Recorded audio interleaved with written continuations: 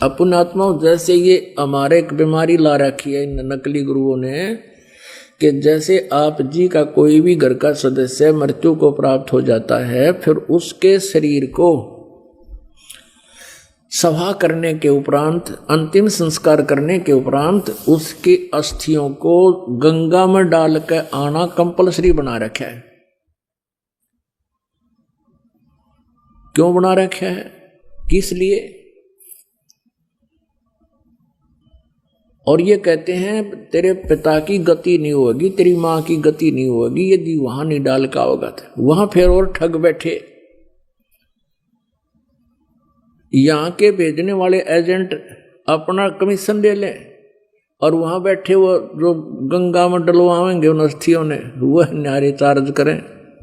अपने आत्माओं ये सब अज्ञान के कारण, तत्व ज्ञान के अभाव से हो रहा था। अब क्या होता है, जैसे एक व्यक्ति किसी किराए के मकान पर रहता है और उसको मकान मालिक कह देता है भाई मकान खाली कर दे, मुझे आवश्यकता है, तो उस समय वो छोड़ना जी ना करता। और इस मकान में तो यू अपना मान रहा, अपना पर्सनल मान रहा है, इस मकान में तो यू कोई सैकड़ों वर्ष रहता है, तो इस मकान को ये छोड़ना नहीं चाहता, अपना मान बैठता है। उधर से भक्ति ना करने से ये प्रेत बन जाता है। प्रेत बनते ही इसका जो भी अकाउंट है जाते इसको मिल जाता है, कौन सी योनि प्राप्त होनी है, ये भूत बन जाता है। और उधर से क्या होता है कि वो घर वाले उनको फूक देते हैं, सवा कर देते हैं, तो वापस वो अपने घर पर आता, वो प्रेत बनकर। अब घर वाले तो उसको देख नहीं सकते, उसमें आवाज नहीं, वो सुना नहीं सकता, वो वहां धक्के खा के फिर देखता मेरा शरीर कहाँ है, वो जाता शमशान घाट पे। तो इतना इसको ज्ञान होता है प्रेत को कि ये अस्थि मेरी है, ये नहीं है। तो अगर वहां उसको कोई अपनी अस्थि मिल जाता है, यो हार्ड ना जड़ा हुआ, उसको चिपक जाता मेरा है, यो मेरा, नुचकती चिपट जाए उसका।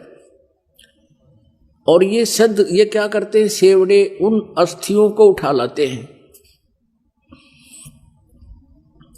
और वो अस्थि के साथ आता वो प्रेत, फिर वो उसको अपने जंतर मंत्र से जकड़ लेते हैं, अपने अधीन बनाकर फिर वो दूसरों को दुखदाई हो जाते हैं।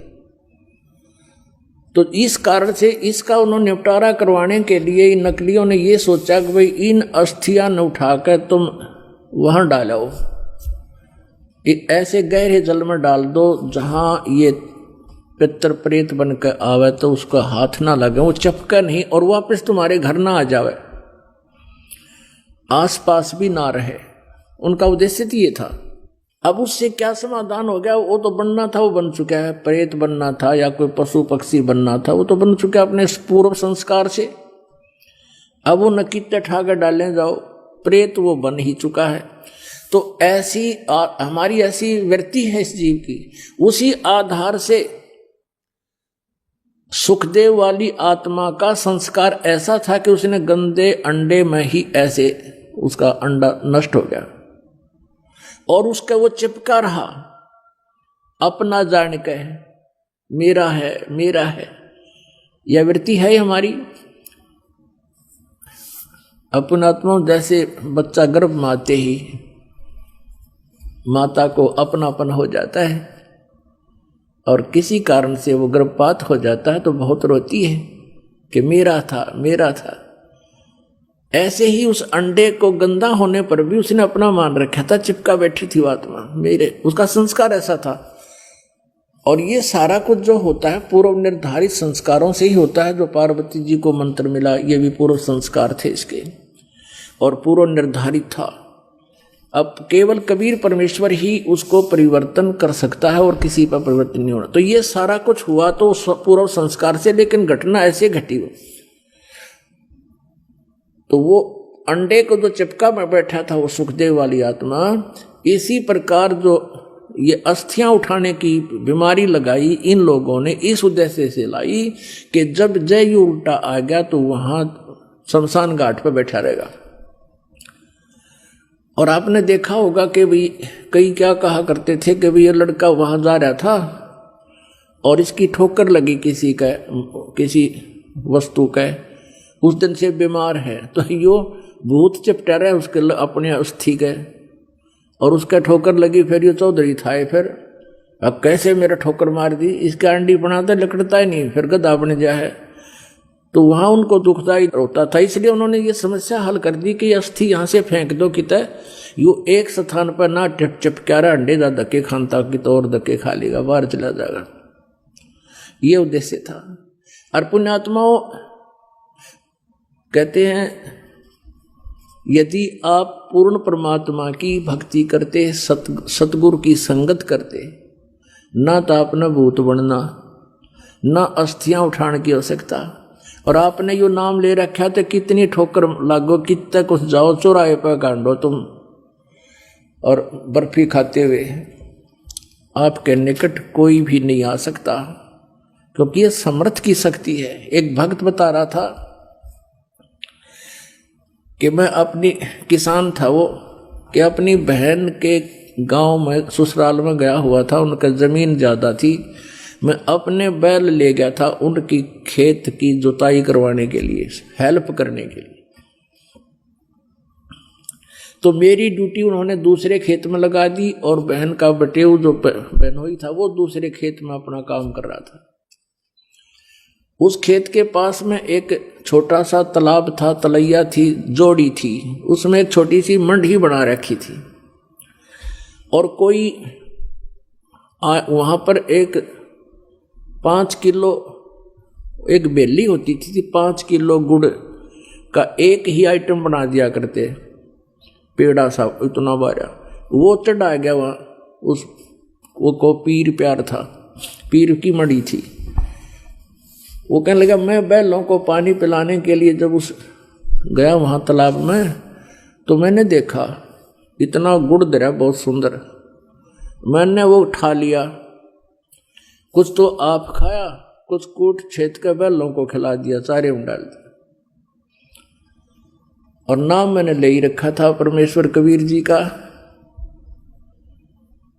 आपके परमात्मा की शरण आ चुका था। तो फिर मुझे वो इतनी दूर दिखाई दिया, एक दोपहर के समय वहाँ बैठा था मैं, कम से कम 50 फुट की दूरी पर एक 3 फुट का आदमी, सफ़ेद दाढ़ी, सफ़ेद कपड़े और 9 आँखें लाल कर रहा, कहने लगा तू ठाडे की शरण में था, नाल तेरा बक्कल तारूं, उतने मेरा गुड़ खा लिया, तो तगड़े की शरण में था इसलिए बच गया, ना तेरा बक्कल तारूं, तने मेरा गुड़ खा लिया। ये भूत बेटी के बाप खावे कुत्ते, उनको भी यही आभास है कि मेरा है, बस धर दियाड़ा मेरा हो गया भी हो। तो पुण्यात्माओं आप समर्थ की शरण आ चुके हो, ये तो आपका असर करें को नहीं।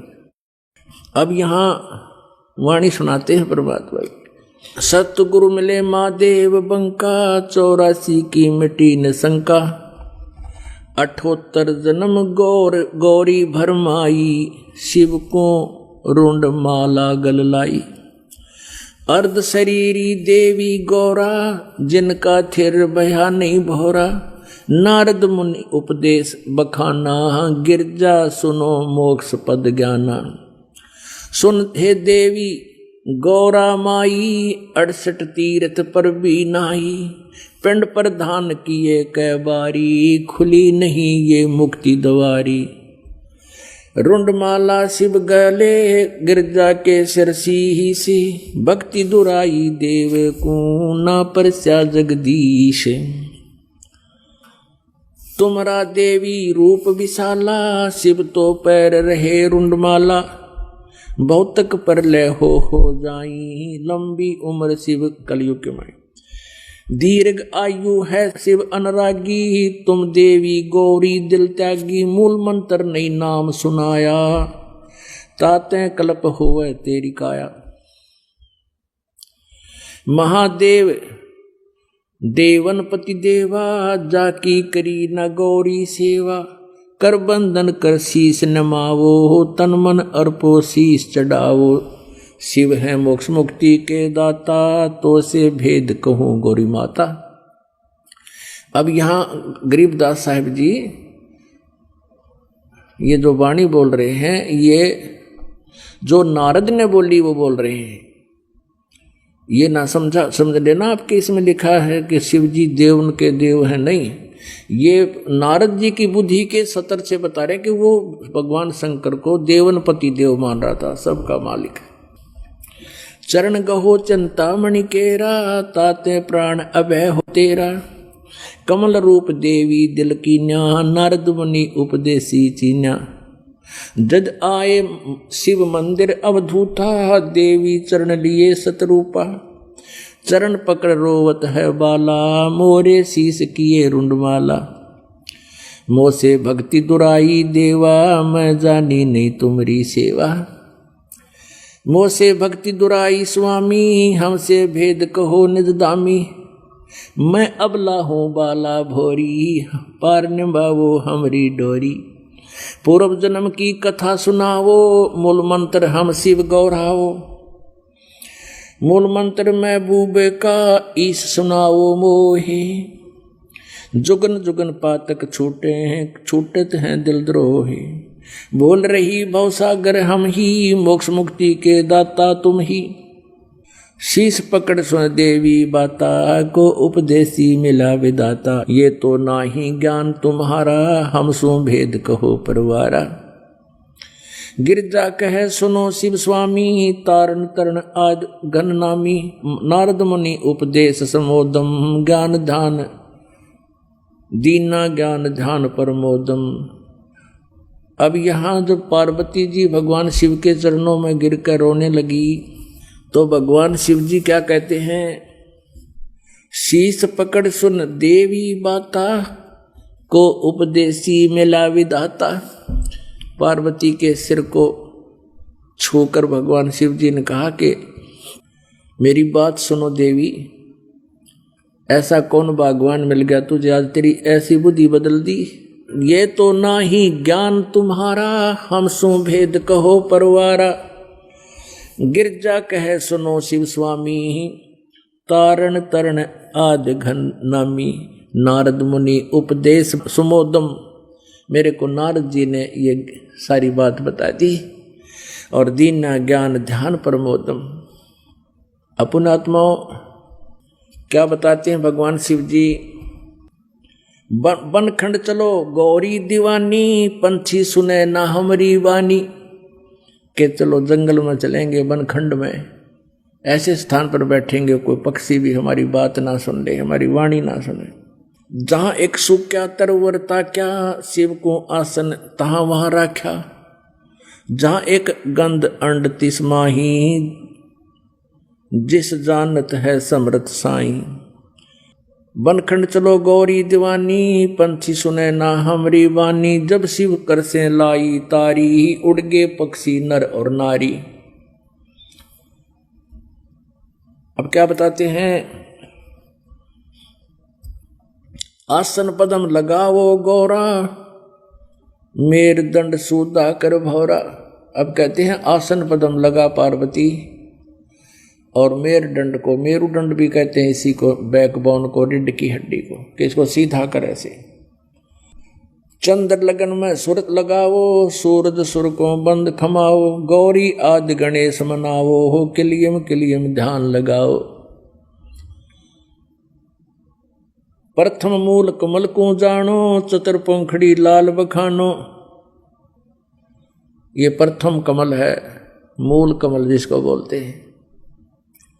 दूजे स्वाद चक्र को देखो, सेतु वर्ण रंग सुरत विवेको। सठ पंखड़ी प्रीत परेवा, जहां बसते हैं गंधर्व देवा।